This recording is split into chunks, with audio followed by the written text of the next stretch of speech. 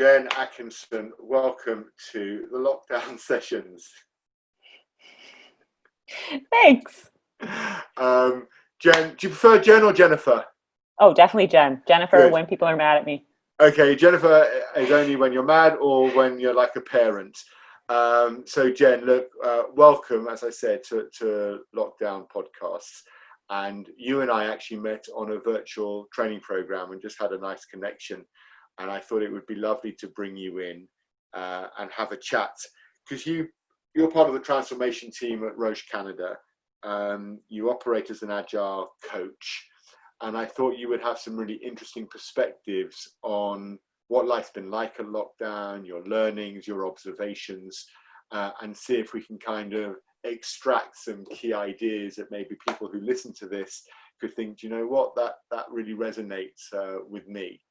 And I know from other episodes we've run, the feedback I'm getting is it's nice to have a real broad range of people from different locations. So you're our first person from Canada coming into this, so a big hearty welcome. And I suppose my starting question is, how are you today? I'm doing great, thanks. And so for your listeners, Canada, big geography. I'm located in Toronto, Ontario, which is kind of the center of Canada. Not that people would say that, but we are one of the larger cities in Canada. And so I'm super excited to be here.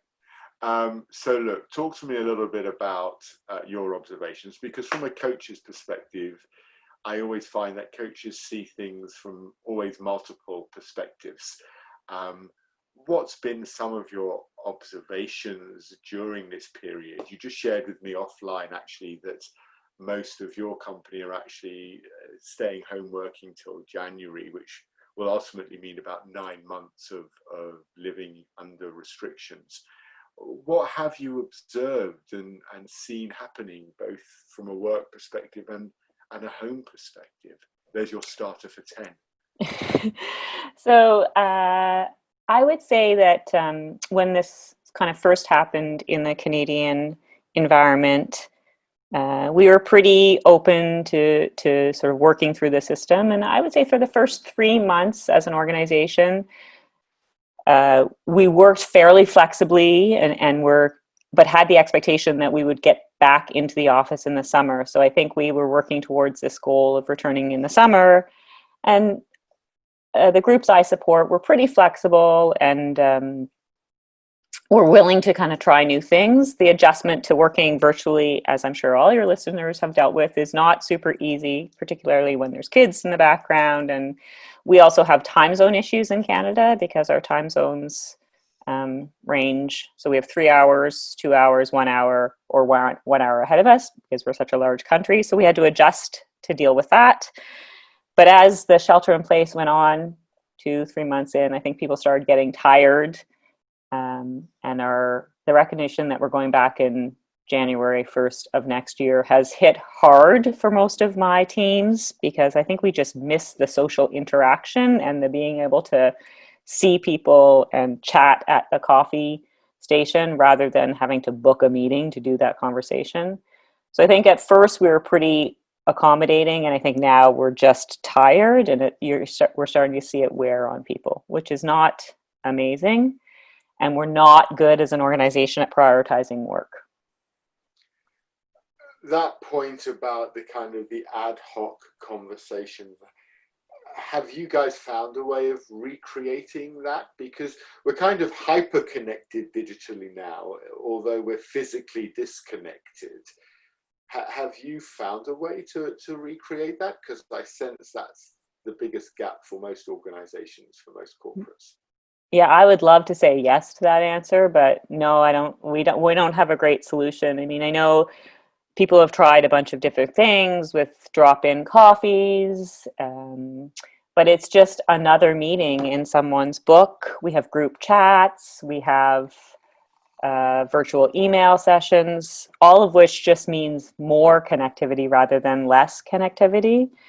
And the other challenge is that when you work in a global organization, those water cooler chats happen 24 hours a day now, because we literally support around the world. So I don't have a great answer to that. I mean, I can give you an example of I was running a meeting with a group of people, and I had people in California, in Toronto, in Switzerland, and in Singapore.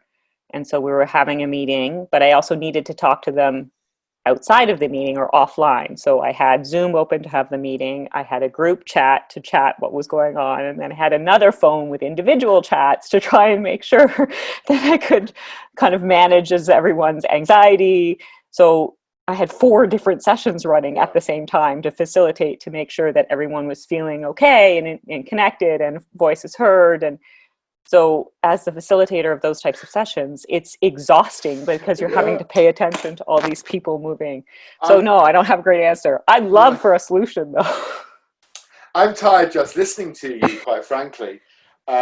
Just the thought of that. I was speaking to a guy in Silicon Valley the other day, a guy I coach, and he's playing with some of his colleagues at trying to create a virtual reality platform to recreate this water cooler chats, so that people could, try and recreate, and so you physically felt like you were in the office, standing by the water cooler, having that chat. But I guess that's way off.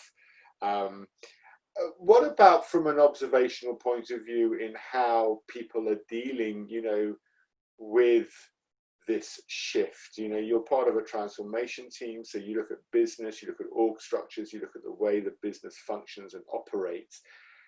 How have people worked in this remote way and suddenly been so disconnected? What have you seen as kind of the reactions and the responses from the different groups that you work with? So interestingly, I think there's been a few really neat pros in my business, one of which is we've completely eliminated any politics or hierarchy. Wow. Because virtually, you're all basically at the same level. Right. There's no, and inherently when you're in a room, even though we try not to do that, you can still see the hierarchy of the politics when you're physically together, but virtually that is eliminated. So the opportunity to hear everybody's voice has improved substantially working virtually, because essentially we've democratized how meetings are run. Not on purpose, it just happened. We also get things done more quickly because we have limited time within our meetings. So you have to make a decision as a self-directed team, or you have to accept that you're not going to get to perfection. And so as an organization, we've actually done some really cool things really, really quickly. We've upskilled people in manufacturing plants to release new drugs. We've done a lot of really great things, which is really interesting to watch as an affiliate, which is what Canada is in the broader organization. The con is you can't read people's body language. And I think everybody shows up saying they're doing great and everything's going okay. But I don't think that people are being completely transparent and truthful. And you can't tell because you can't see people's body languages. No, and I think that's a double-edged sword, because when we do finally get to meet people, I'm running a session next week and it's everyone in masks. And as a coach, I look at people's faces when they're talking, and to not be able to see their full face, I know is going to offer a challenge. I don't know if this will help, but something that my team have used during this pandemic, which has been really powerful, is once a week we have something called a team huddle, and we rotate who owns that huddle, so who drives the organization of it. We come together for 25 minutes. No phones allowed, no mobiles allowed, so you don't have to have 3 different WhatsApp groups open, etc. And when you come on, videos have to be on, and everybody starts by putting their thumb up, sideways, or down. And that's how you greet everybody, with a thumb up, sideways, or down. And if the thumb's up, obviously things are okay. Sideways, you're a bit iffy. Thumb down, you're not having a great day. And it's encouraging everyone to kind of share where they're at. And then we go around the room and everybody explains and qualifies their thumb position. And it gives everyone a chance to kind of offer some support, or maybe some private offline support. And then whoever's organizing the meeting sets a kind of task for people 2 days before. It might be to watch a movie, read an article, check out a box set on Netflix, and we talk about that. And then we finish the session with just reminding ourselves of, our purpose, what we're trying to do, and then we sign off. No work is discussed.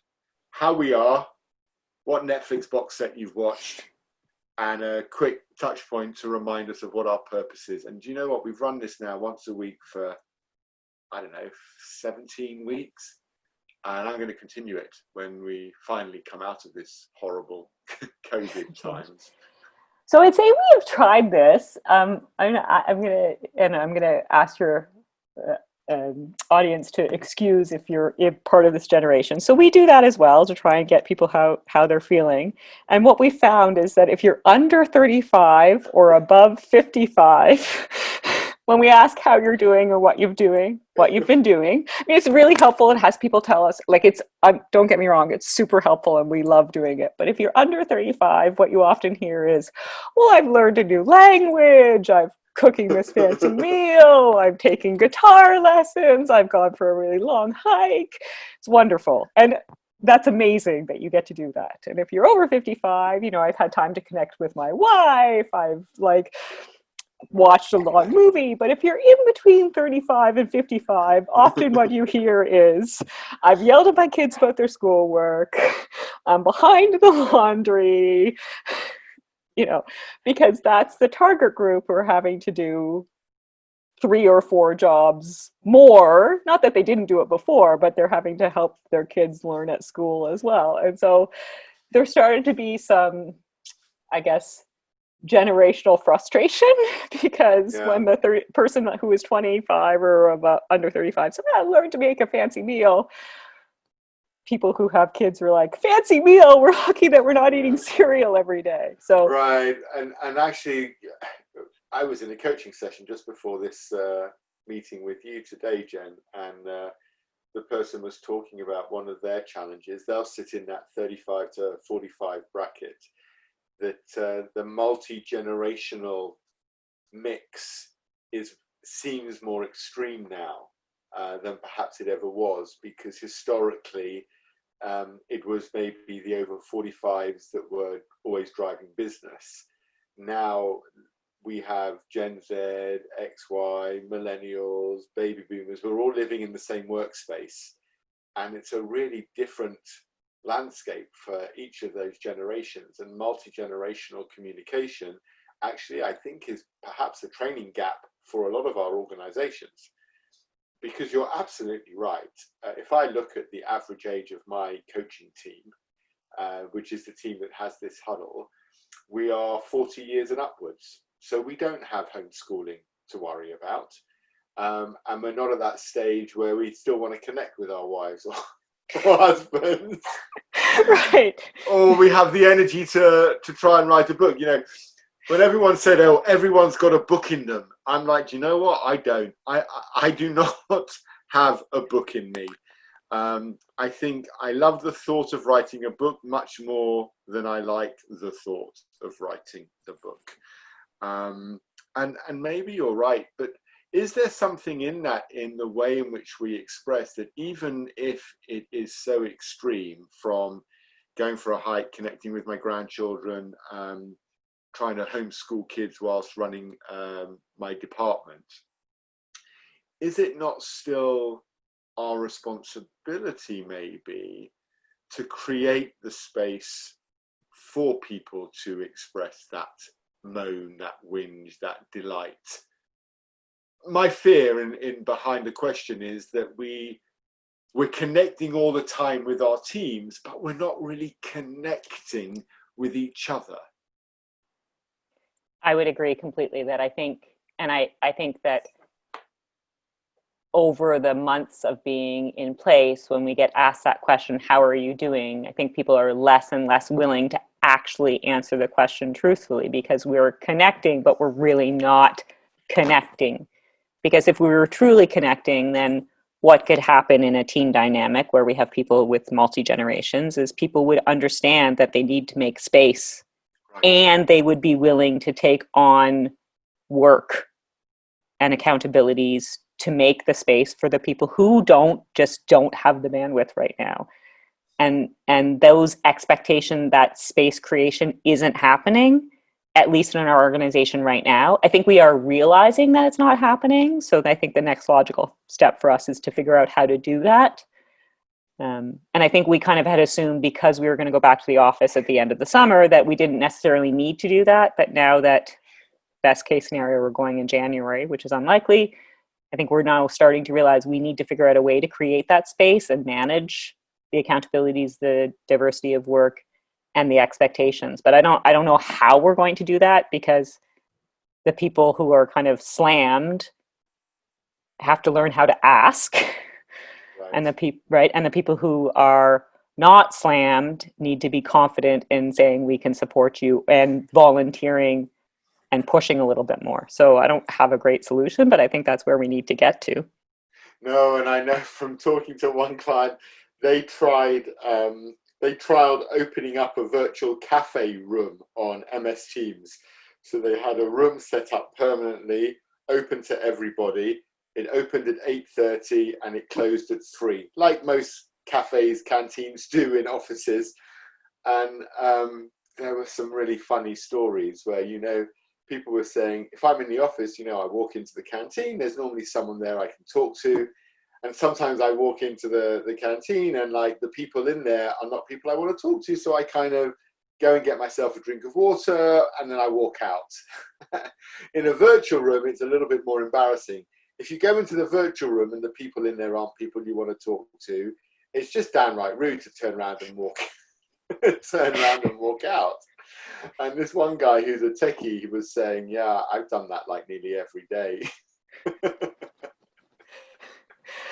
Or I could also see that if you had done that, we have like open houses with our executive team, and I could see that, you'd be like, there have been instances where I'm like, I don't really want to join with the executive team. Not that I don't like them. I really quite love them and they're really inspirational. But today I don't want to talk to them because I'm afraid they're going to ask me to do something. And I don't want that question. And well, that leads maybe to a natural follow-up question then, because do you notice or observe that in the way in which we're communicating, we have to be quite careful? Because I'm conscious that I want to keep contact up with my team, but what I don't want to do is be calling them up 3 times a day saying, how are you? When what they translate that as is me calling them up and saying, what are you doing?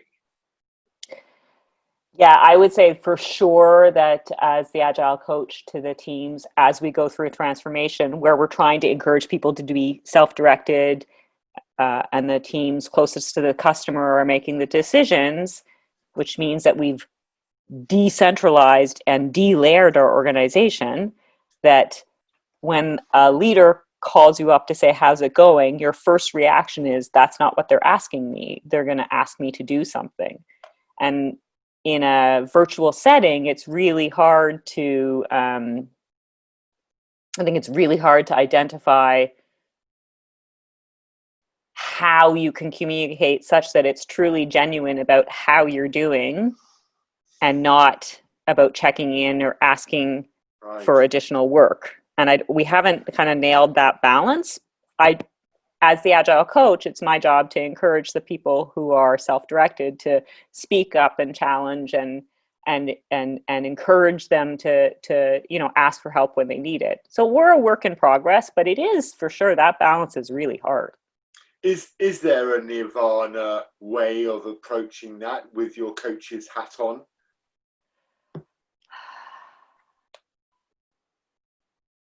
I don't know, right? I mean, I think every team is different.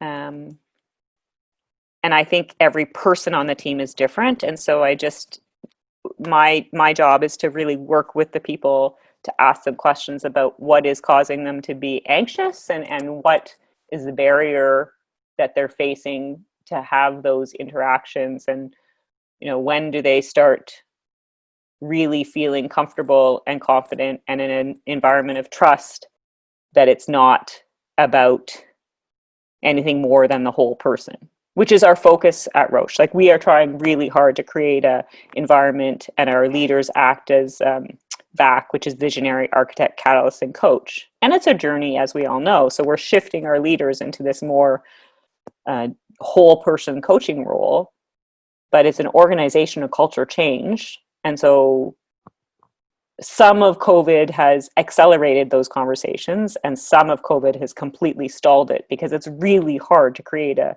environment of trust when you're physically not together all the time.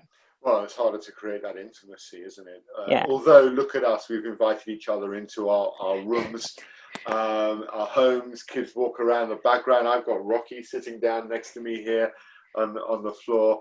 And I find a kind of a gentle irony in that, because I know you're right. Intimacy is created when we sit together and we share. But I believe the world now has to find a way to create that level of intimacy like this. I appreciate people are Zoomed out, MS Teamed out, Blue Jeans out, WebExed out, whatever platform you use. Other platforms are available, no doubt. But we need to make an effort at that.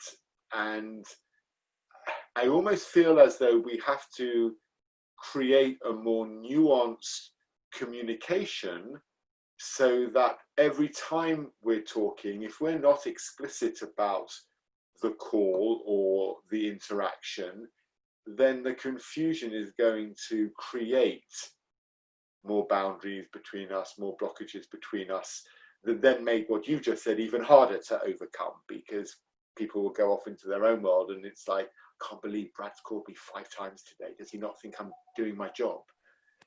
You know? Yeah, it's interesting, because I mean, I know that you have kids who are a little bit older, but I have sort of relatively younger teenage kids who basically communicate virtually, even before this, all the time. And don't really have an issue with intimacy or filters or concerns. And I don't know what the secret is that they're comfortable having those conversations more virtually. And I'm more worried about their actual physical social interactions than the workplace. Yeah, you're spot on. You're spot on. I mean, Oliver is 21.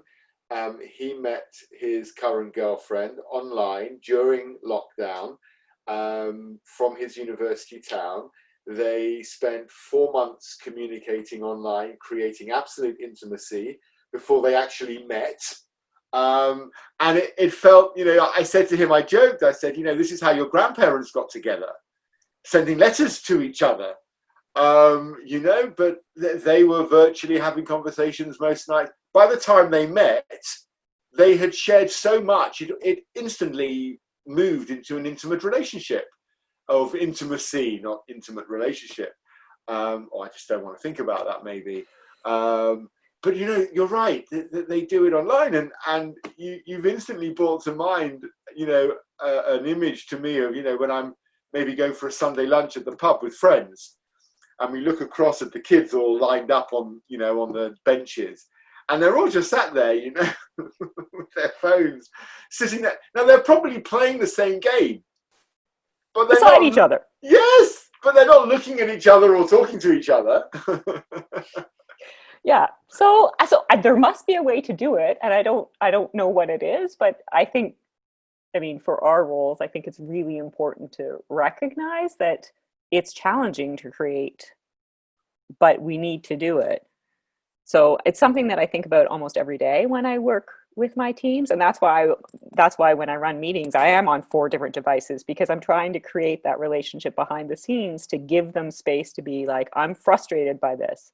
Like, okay, be frustrated. That's okay. But it's hard to be frustrated in a virtual setting. So. Yeah, and also I suppose as well, it's not just that, but, you know, for some people who do, you know, I live quite remotely. So I could, you know, the beginning of lockdown, for those first few months, I wouldn't see anybody. You know, if I didn't have the kids living at home, I would be going out for a walk with the dog, and literally I wouldn't speak to anyone. I wouldn't see anyone. So if my only interaction is then with my colleagues at work, I'm almost getting out of the practice of communicating. It makes me wonder, and maybe it changes direction a little bit, but a friend of mine, an Italian friend of mine, said to me, what he's loved about the pandemic is it's created global empathy. For the first time in our planet's history, everyone's experiencing something, or maybe the second time because of Spanish flu. First time in our history, we're all experiencing the same thing at the same time. We can actually genuinely empathize with our neighbor. And I wonder if there's a way of harnessing that to create a more empathic work environment where we're not, you know, there isn't politicking, there isn't backstabbing. You know, you work within a pharmaceutical world, you're providing medicines for people. What you do is save lives, essentially. Have you seen a shift because of this kind of global empathy that people have in people's approach to what they do or how they do it? Interesting question. So in ROCHE, our portfolio, a large portion of our portfolio is oncology or cancer medicines. And as you can imagine, in this situation, access not to the medicine, but getting into the actual physical building or physician's office, depending on which country you are in. But in Canada, it's usually a hospital or a cancer clinic. Literally just physically getting into the building has become a huge challenge. And for patients who are immunocompromised, which cancer patients are, they're terrified. And so as an organization, I don't think we've changed our mission. Our mission has always been about making sure that we put our patients first. That's for sure how we operate and in service of our patients. I think it really has challenged us to think beyond just getting the medicine to the patient. What else can we do within the broader community or ecosystem to support getting our patient and the medicine together? So we've had to do some things like create in-home infusion processes or virtual connections with nurses, which we have done in a limited capacity, but now have opened it up to try and ensure that we are supporting our patients, because it's more about the community and the environment and the sort of population of Canada rather than just our drug to the patient. Our team has been amazing about doing that. And in doing that, we've identified all these really innovative, neat ideas that as an organization we can work on and or partner with other organizations, which we would never have done in the past, right? So there is that opportunity that comes out of something as horrific as what we're experiencing to connect more. I was chatting with one of my coaches, and I work with her organization, public sector, and they've become a pivotal leaning point for their entire community over this period. And she was sharing data with me that backs up what you're saying, that they're more concerned about the medical rate, say, of cancer diagnosis after this, where people are going to find that they've got second, third stage cancers instead of first stage, because they were terrified to go to a building and be assessed. Or even, you know, when they call their doctor, the doctor's diagnosing them over the phone and saying, well, you've got a cough, come back in 3 weeks. If you still got it, I'll write a prescription and send it to the chemist. And more people are going to die of cancer outside of this pandemic than would have normally because of the pandemic, than maybe even die of COVID. Yeah, which is a terrifying thing yes, that is likely to happen. And it's a terrifying thing to think that it really becomes about those trade-off decisions that we're all learning, not just pharma, but like the entire world is learning how to make the best trade-off decisions. And some of them have been great, but some of them probably we will reflect on that we could have done it in a different way. Yeah. I mean, I'm assuming similarly in the UK, because in Canada I know this is happening, that our cardiac surgeries were delayed because of COVID to maintain space for the ICU beds, which was the right decision for sure. But as a result, we have patients who are substantially sicker than they would have been because they couldn't have their surgery, which we did the right, I mean, for sure the right decision, but there is a trade-off there. And so there is no right answer to this, but it is really interesting as being part of the life science community to think about how can we best serve the community and how can we help make those decisions, or in the case of like your public sector coachee, like what data have we collected that we can share to try to better understand this, were we to ever, God forbid, have to go through it again. Right. And I know you're right, because here in the UK, everything was about not overwhelming our NHS. And I think when your leader ends up on a ventilator for 2 weeks, there's an even greater drive for that as well. And I sense it's impacting as well, without getting political, it's impacting the way in which we open up or close down certain parts of our economy now, because, you know, he nearly died. Our Prime Minister. I imagine it's much closer than we think even or believe. We'll find out one day, no doubt. But, you know, he was sick for a long time. So it must have been touch and go for a couple of days there where he would have been seriously at risk. Yeah. And I'm sure that that kind of wake up attaches itself to your psyche because actually when you look at the numbers here, 0.05% of the population has been diagnosed with COVID. Right. Even if it's 10%, 10 times more than that. So it's 5%. It's still not a lot. 60 million people in this country. When, again, with your coaching hat on, and I know from our conversations when we were on that virtual program together, although with a smile, I say I only survived 5 of the episodes of it. One of the most enjoyable bits was when you and I used to have like 2 or 3 minutes to have our little conversations. So I know that you are driven with empathy. It's one of your, compassion is one of your main focal areas. It's how you communicate. When it all kicked off, did you find that you and your team had to really raise your level of compassion? What was the response of your population at work? Were they scared? Were they frightened? Were they nervous? Were they excited? How did you kind of get everybody into that state? And as a secondary question, as someone with compassion, that must have been a lot to take on.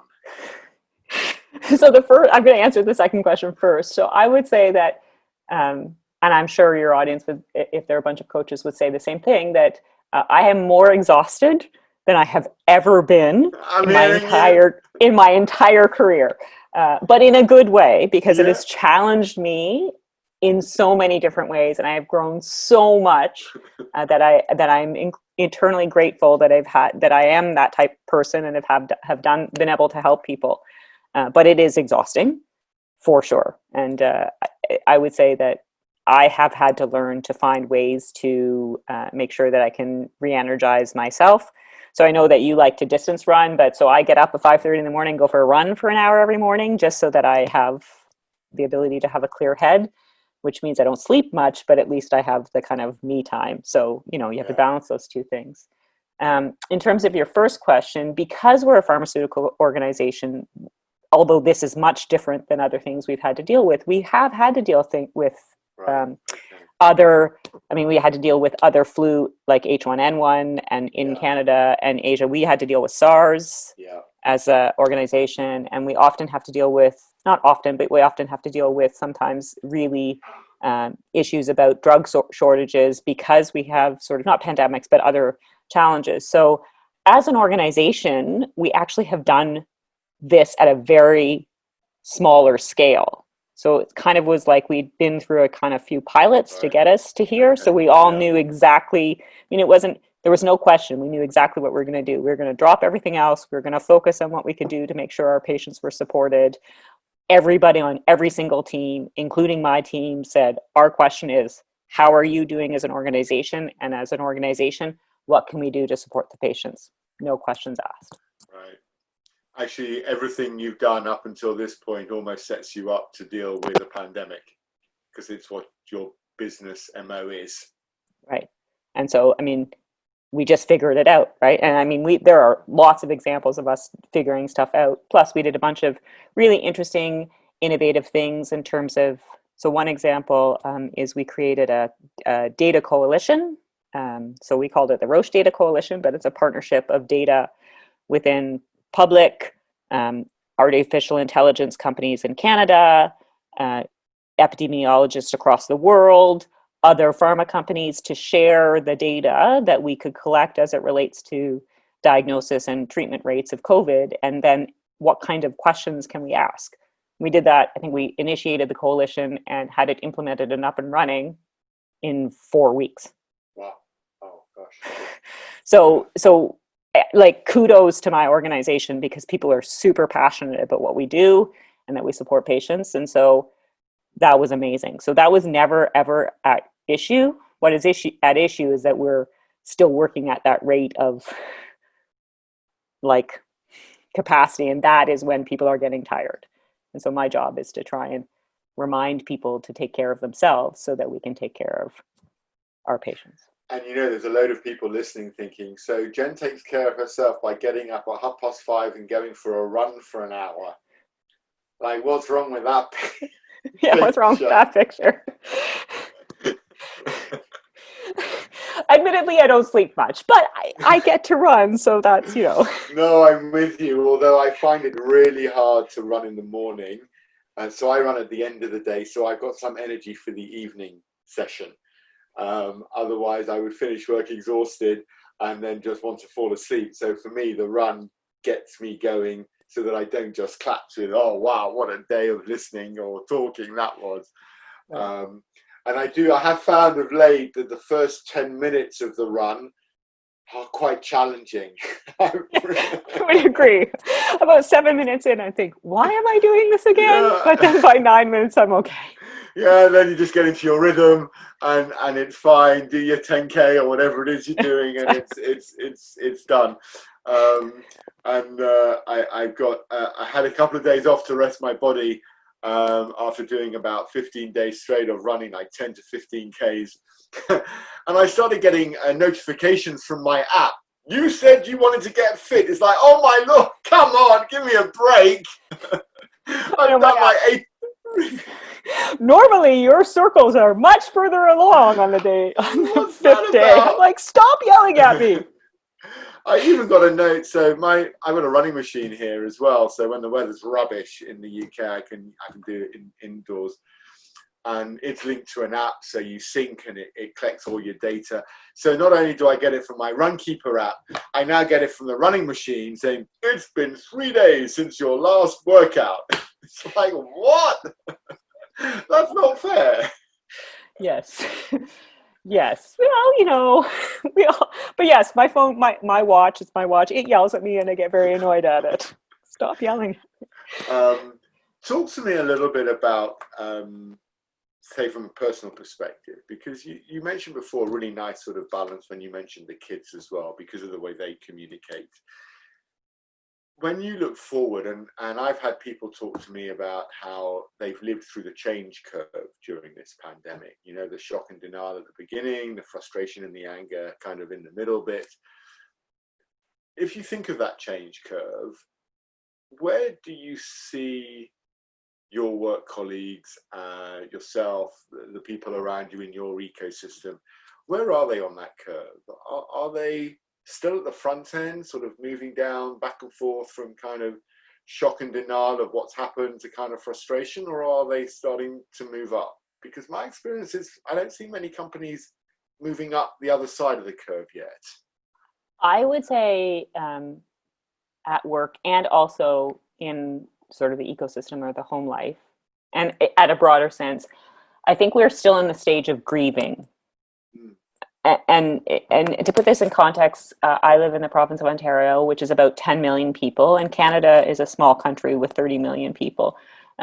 we have consistently been under 100 COVID cases in the province of Ontario for weeks. So the number of people, while still terrible, being actually diagnosed is very, very small. Right. And the number of people who are dying is often zero on a daily basis. So I think we are at the stage of grieving because we've all and Canadians in general are pretty willing to support, and so we wear masks, we socially distance, we do all of the things that not like we're us quite Brits. compliant and polite. We're quite compliant, and so we've done all of those things to support that we've gotten to these numbers, which is amazing.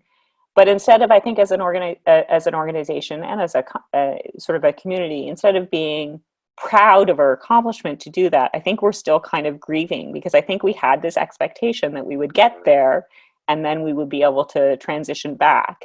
And it doesn't look like we're really going to transition back. So I think we're still really trying to grieve.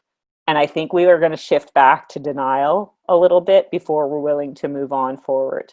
I know we say we've adjusted, we're ready to take that change, but I don't think we're there yet, because it's really hard to kind of reconcile, well, we have 0 deaths in under 100 cases with your kids are going to go to school maybe 40% of the time, maybe.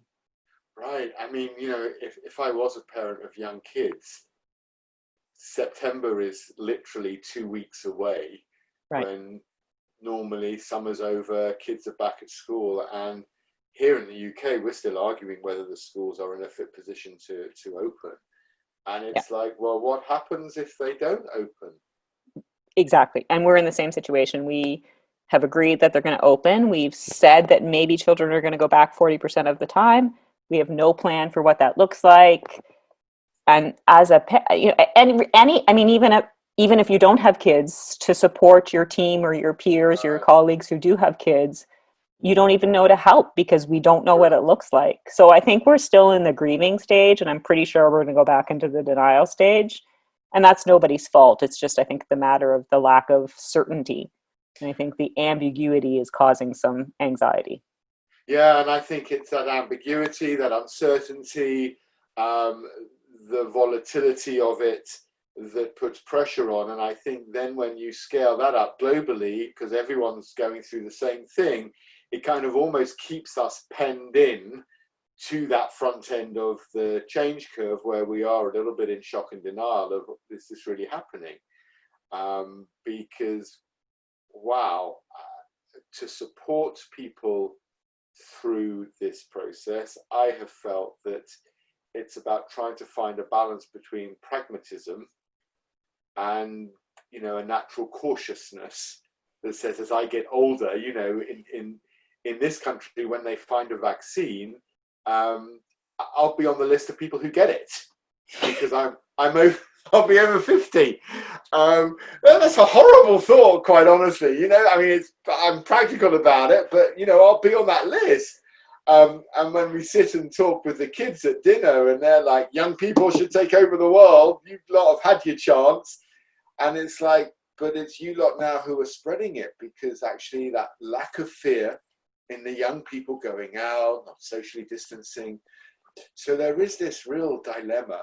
And it kind of brings me maybe full circle to where we started, when you talked about, how as a company, Roche, you care about your community. So if I could pose maybe a final question before we wrap up today. What's your wish for how we move forward? When you look at your working teams, when you have your coach's hat on, when you keep your compassion to the fore, what do you wish for as you look forward? I would say that I would wish that we would be gentle with each other, and more importantly, gentle with ourselves. So I think if I could wish for anything within the organization, I think gentle with each other and gentle with ourselves. And that includes, if you're going to prioritize, it's okay to say no. Pitch in when you can pitch in. I mean, Roche, when we first started this conversation, you mentioned that Roche was going through a transformation. So we've adjusted to Agile. which is kind of allowing that way of working is allowing us to be flexible and nuanced and fluid in the way we support each other. But I would just say that within my organization and even in my community, that fluidity and that nimbleness and that pragmatic approach and ensuring that we are supporting our teammates is so important right now, because everybody wants to do the right thing for sure. And we just need to give them space and support them to be able to do that, including ourselves. That would be my one wish. Yeah, I love that as a wish. When we kicked this all off, I noticed, particularly I live in a village, and the community was really supportive. I put a note on Facebook offering mental health counselling sessions for anybody who needed it. No charge, just ping me on Facebook and you just need a video camera. And it got more, like 10 times more likes than my normal post would get anyway, right? And I noticed the community was really stepping up. And then as we've gone through the months, I noticed that maybe that's dissipating a little bit. You know, people are more cautious of each other. We're a little bit more suspicious of each other. People are judging, oh, they're not wearing a mask. And you're seeing posts on Facebook, how come people in the village shop aren't wearing gloves when they're walking around, you know?